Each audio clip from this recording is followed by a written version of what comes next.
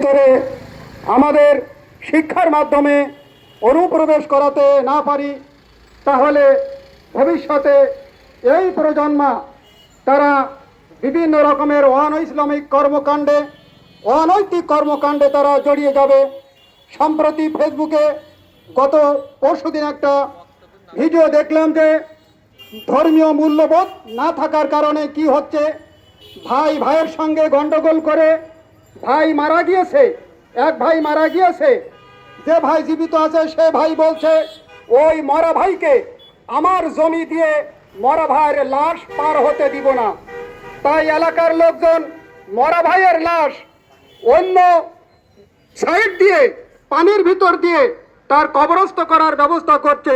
সম্মানিত সুধী, এটা কোন কারণে হয়েছে?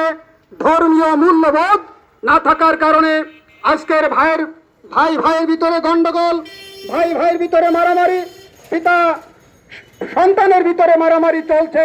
এই জন্য আজকের আমাদের এই মানববন্ধন থেকে শনির বন্ধু অনুরোধ জানাবো, বাংলাদেশ জমিয়তে আহলে হাদিস এবং জমিয়তে সুবহানে আহলে হাদিসের পক্ষ থেকে আমরা বাংলাদেশের প্রত্যেকটি প্রাথমিক বিদ্যালয়ে ধর্মীয় শিক্ষক নিয়োগের আহ্বান জানিয়ে আমার সংক্ষিপ্ত বক্তব্য এখানে শেষ করছি। আসসালামু আলাইকুম ওয়া রাহমাতুল্লাহি ওয়া বারাকাতুহু।